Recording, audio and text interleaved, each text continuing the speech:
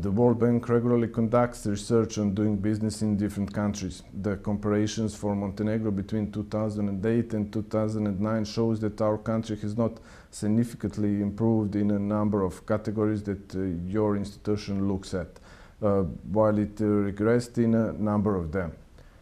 Can you explain what are the categories that you are looking at and how Montenegro rates comparatively to the countries in the region?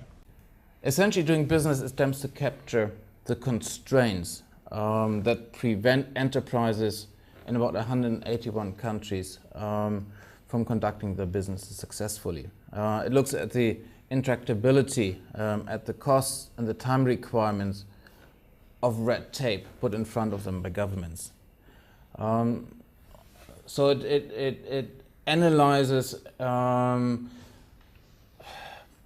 constraints of starting a business, construction permits, employing workers, registering property, getting credit, protecting investors, paying taxes, trading across borders, enforcing contracts, and so on. The ranking as it is provided is relative to other countries, which means that even if in these areas, even if in all of these areas there has been progress, a country still might fall down simply because other countries have improved faster.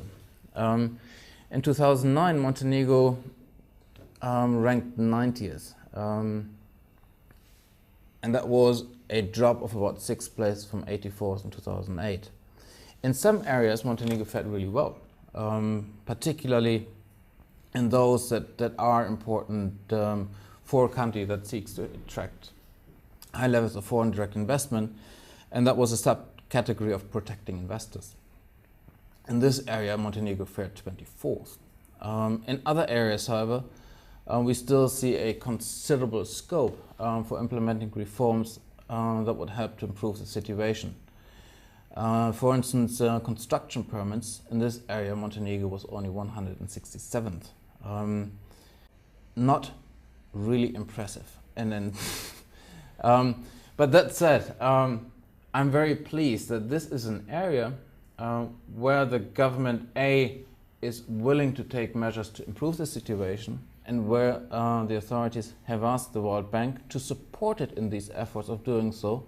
And in response to that, we have recently presented to our board and are starting to implement a project on land administration and cadastre with the aim to providing a system that helps to overcome this obstacle to doing business in Montenegro.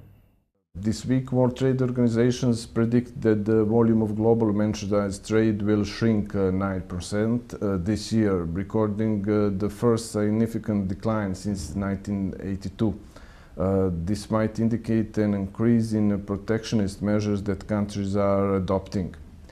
Considering that Montenegro imports a great deal of goods that it produces nationally, like food or water, do you think that our government might think about implementing some protectionist measures and granting subsidies, thereby safeguarding its own production capacities, reducing the deficit and supporting small and medium enterprises?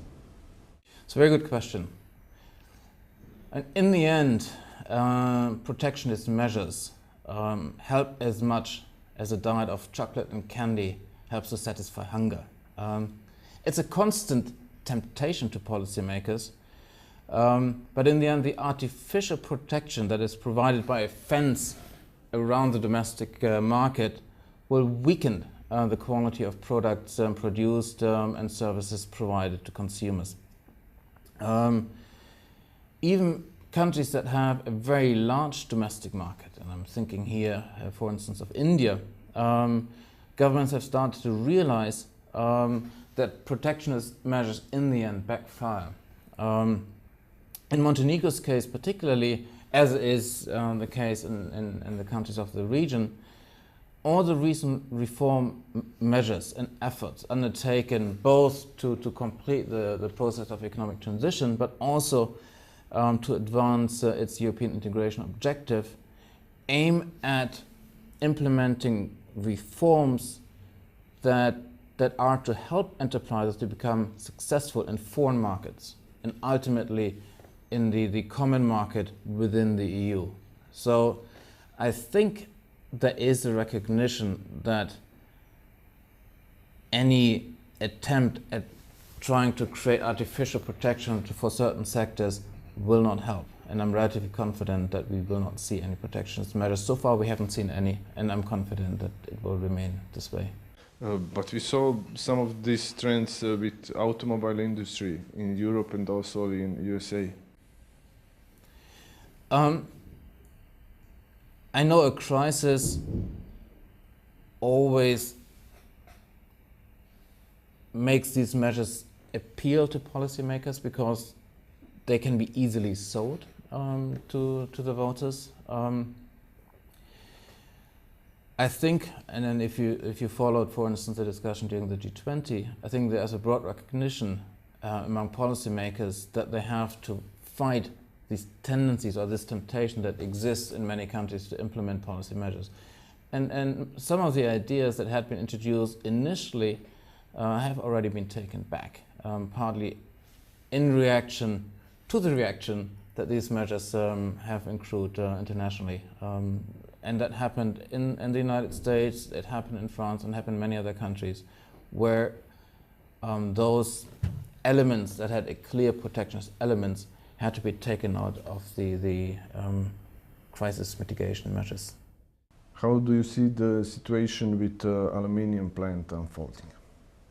Like anyone else, I'm hoping to see the start of a debate on a business plan that would manage to outline the profitable operation of CAP, even in a situation where world market prices stay at or below $1,400 or 1,000 euros per ton.